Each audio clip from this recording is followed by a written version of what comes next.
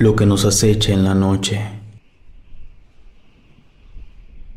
El presente relato fue compartido por un suscriptor del canal con la intención de buscar la ayuda del Padre Polo. Sin embargo, encontró una respuesta en otra parte, pero para llegar a ella, su familia entera tuvo que afrontar algo que nunca se hubieran imaginado. Me uní al canal hace meses. Suelo escuchar los relatos mientras voy de camino al trabajo o de regreso. Ciertamente, jamás me imaginé que mi familia y yo viviríamos una experiencia paranormal, y a decir verdad, es algo a lo que jamás te encuentras preparado. Soy casado, vivo en una casa mediana junto con mi esposa y mis 2 hijos, una adolescente de 14 años y el niño de 8. Por mucho tiempo hemos vivido en un coto privado que no tiene mucho de estar construido. Menciono esto pues la casa donde estamos no tiene antecedentes de que haya ocurrido antes una experiencia similar a como la que vivimos toda la familia, y estoy realmente convencido que nos trajimos aquel ente diabólico de un lugar, y creo saber de dónde. Una mañana de domingo llegamos muy temprano a casa de mi suegra. Mi suegro tiene ya cumplidos 2 años de haber fallecido, por lo que cada 2 fines de semana visitamos a la madre de mi esposa para hacerle compañía durante todo el día. Es normal que también los demás nietos la visiten, y por ello es común ver más gente en la casa. Sin embargo, mi suegra nos pidió llegar más temprano de lo normal para irnos a la primera misa del día en el templo más cercano a la casa. En el primer minuto que llegamos a casa de mi suegra, me pidió que le ayudara a meter unas cajas en el estudio. Le pedí a mi hijo que me ayudara para terminar rápido. La casa de mi suegra es muy grande, por lo que tuvimos que atravesar todo un pasillo para llegar al estudio. Quité el seguro de la puerta y al instante que la abrí, me detuve en seco, pues estaba seguro que vi a alguien asomarse en una de las esquinas de uno de los libreros. Mi hijo me preguntó si me encontraba bien, pues se golpeó con mi espalda cuando me detuve. A decir verdad, aquello que vi me asustó. No esperaba ver a alguien allí. Llegué a pensar que podría tratarse de algún nieto que haya pasado la noche con mi suegra, así que al recuperar el aliento, dejé las cajas en el suelo y me acerqué a donde miré a esa persona, pero no me encontré con nadie. Acto seguido, revisé debajo del escritorio, a los lados de los libreros e incluso arriba de ellos. Entonces le pedí a mi hijo que saliéramos. Eché un último vistazo para después cerrar con seguro. Después de eso me acerqué con mi suegra y le comenté lo que había visto. Creí que eso le daría gracia. Sin embargo, ella me contó que desde que se cumplió el aniversario luctuoso de mi suegro, se intensificaban más y más las presencias de que algo estaba en la casa. La última vez que ella notó algo fuera del ordinario fue cuando se estaba bañando. Escuchaba que las ollas de la cocina se batían y que las cajoneras se abrían y cerraban. Ella estaba segura que no se encontraba alguien más en la casa. Por ello se puso a rezar, pensando en que quizás se metió algún ladrón. Hubo un completo silencio durante varios minutos. Esto tranquilizó un poco a mi suegra, y al salir del baño fue a revisar qué sucedió. Solo se encontró con que todas las ollas estaban fuera de su lugar y las cajoneras estaban batidas. Pareciera que alguien estaba buscando algo, así que decidió llamar a la policía para que se encargaran ellos, pero no encontraron nada cuando inspeccionaron la casa.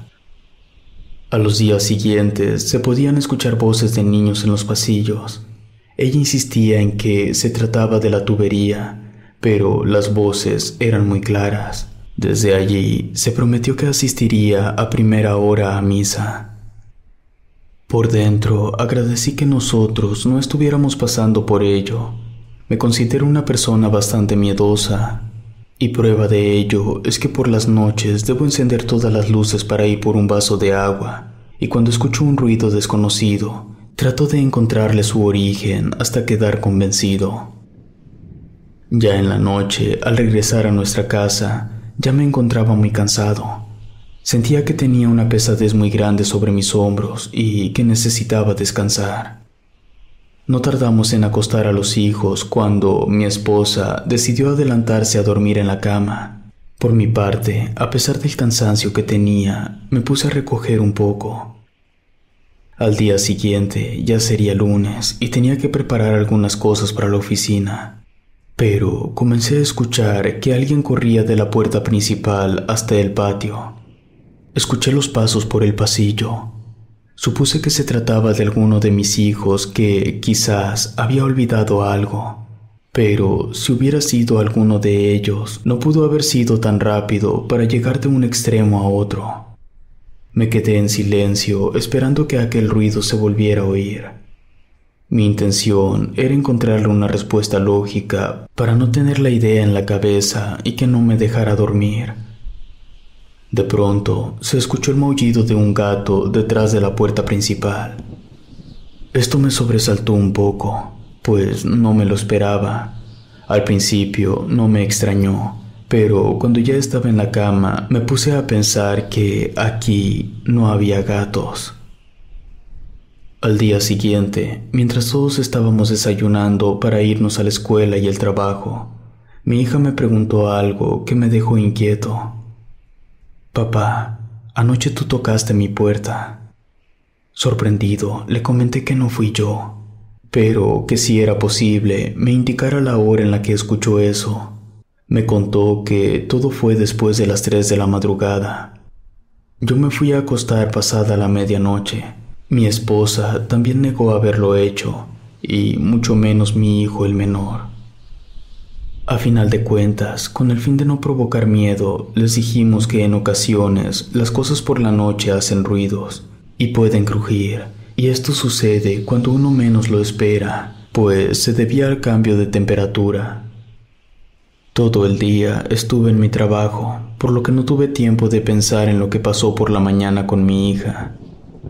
Salí un poco tarde de la oficina y llegué casi a las 9 de la noche a casa.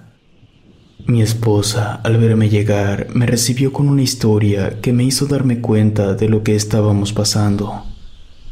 Ella tiene la costumbre de alimentar a los pájaros que llegan al patio. Les deja un plato hondo de hierro lleno de alpiste. El plato es bastante pesado, por lo que levantarlo con una mano aún requiere de mucho esfuerzo. Mi esposa se encontraba en la merienda cuando escucha claramente cómo el plato de hierro lo arrastran con mucha facilidad. Se apresuró para ver qué pudo hacer ese ruido, y allí logró darse cuenta de que el plato se movía por su propia cuenta. Mi esposa se acercó más, pero ese movimiento no volvió a ocurrir. Yo tenía mucho trabajo atrasado, por lo que le comenté a mi esposa que trabajaría hasta la medianoche con mi computadora. Preparé el equipo, un buen café y unas galletas para resistir por unas 2 horas. Cuando llevaba mucho trabajo avanzado, escuché algo que me llamó la atención que venía desde el patio de la casa. Era un sollozo muy tenue. Rápidamente recorrí las cortinas del ventanal que daba hacia afuera. No vi nada fuera de lo común, así que cerré la cortina y me dirigí nuevamente a sentarme. Y en el momento en el que lo hice, alguien tocó 2 veces el ventanal. Fue muy claro el ruido que escuché, pues fue muy parecido al que hacía mi esposa cuando se quedaba encerrada en el patio por algún ventarrón.